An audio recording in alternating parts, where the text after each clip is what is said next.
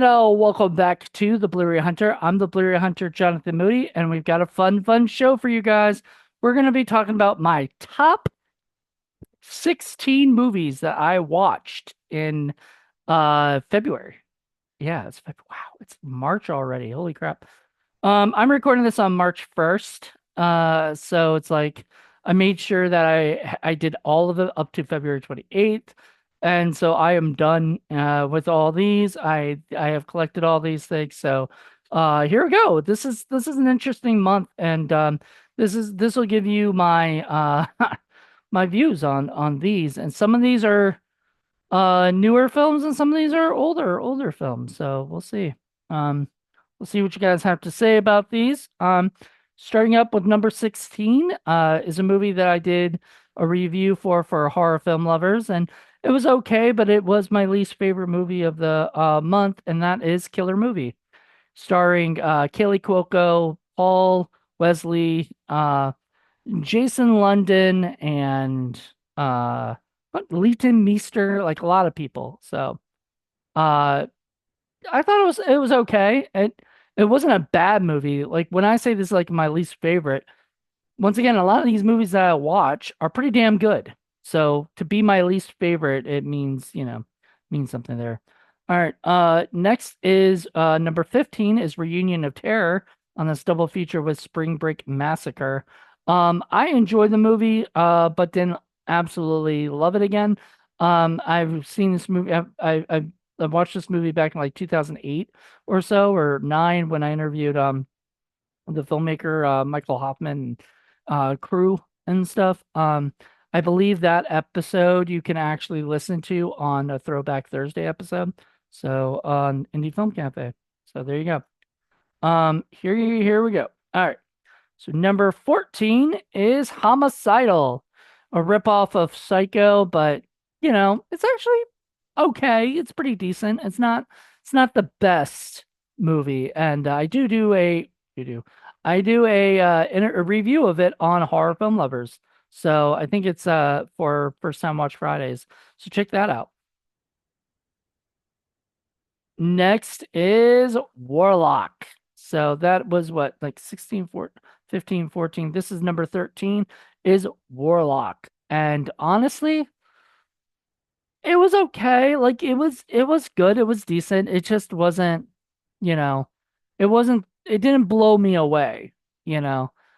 We did a review of this on 80s horror films, Rebecca Reinhardt and I did.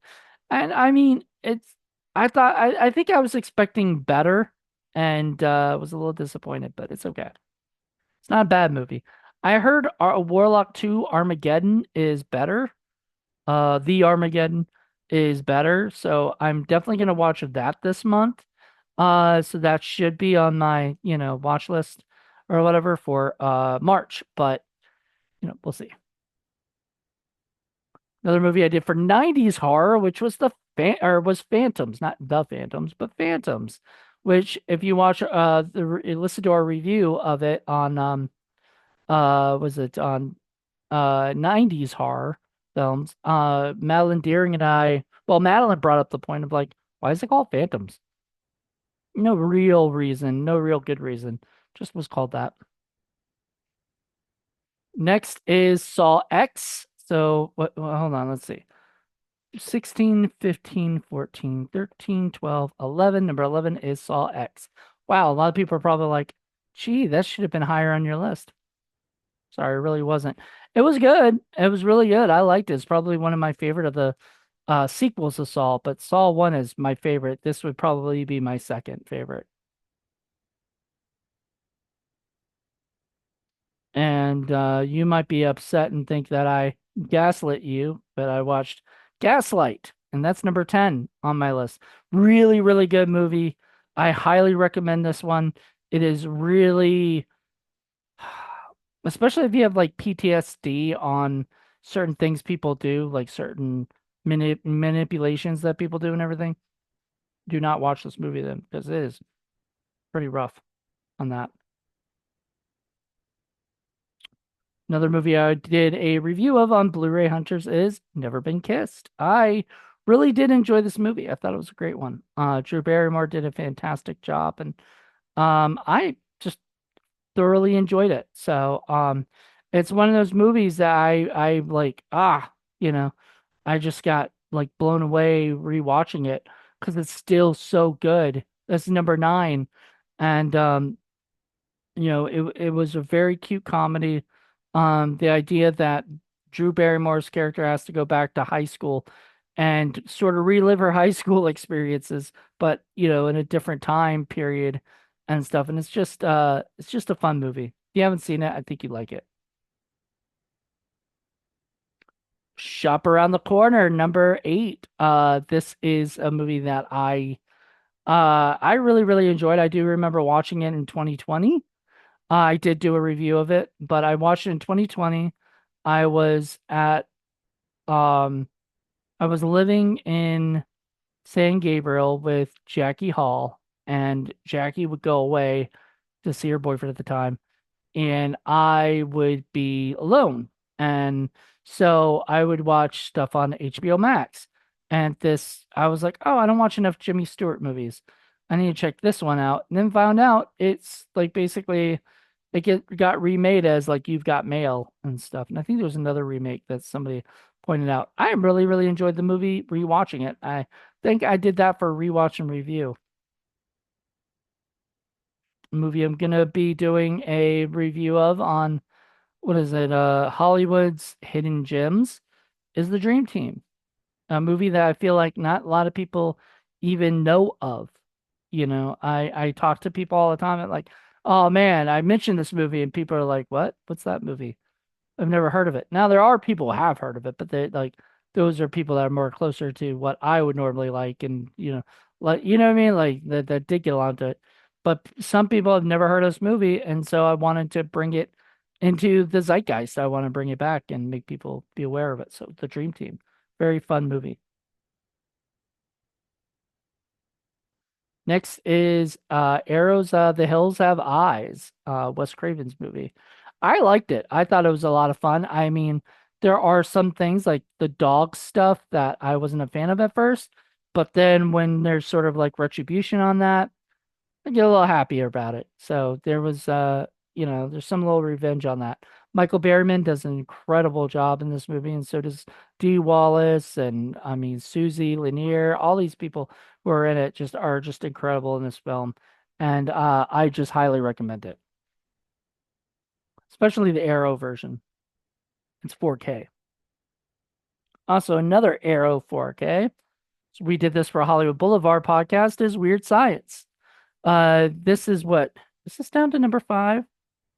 One, two, three, four. Yep, this is my number fifth. It's my fifth movie. So, this is by far probably one of my faves up there. Like, this really is like I love this movie to death.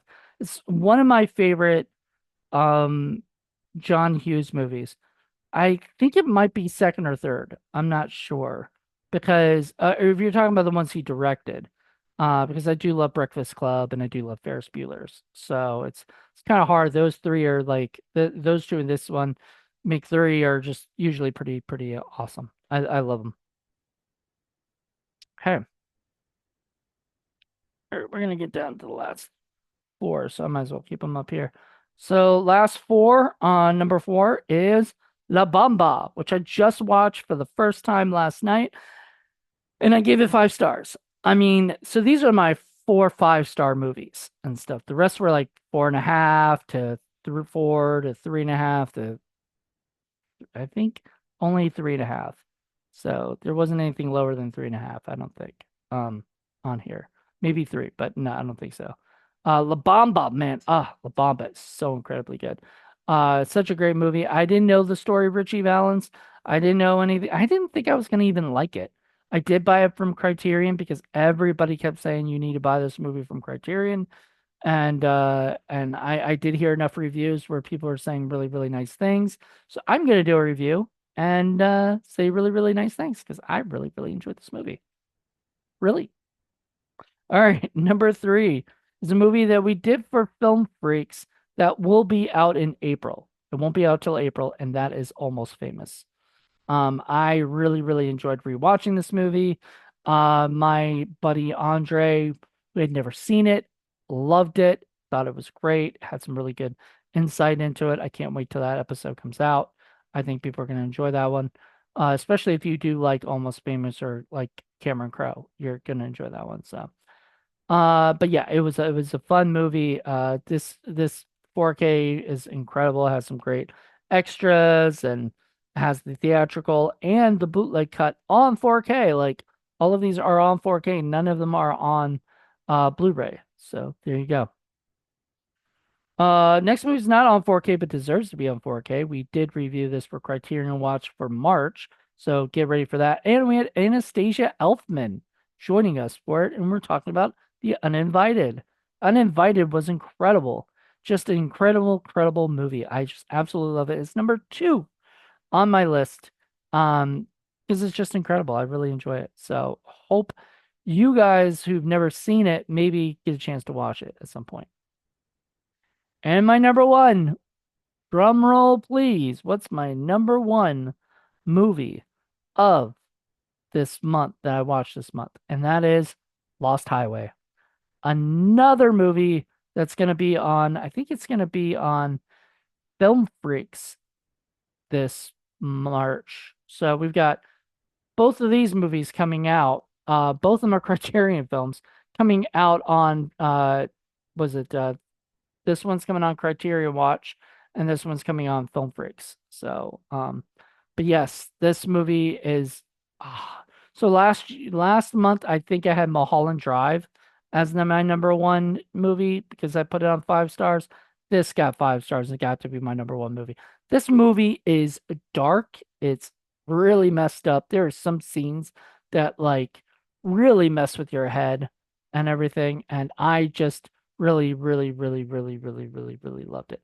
I thought that, man, we have lost a master director with David Lynch. I know a lot of people are still reeling from the pain of losing him, but man, this this guy did such a great job, like an incredible director.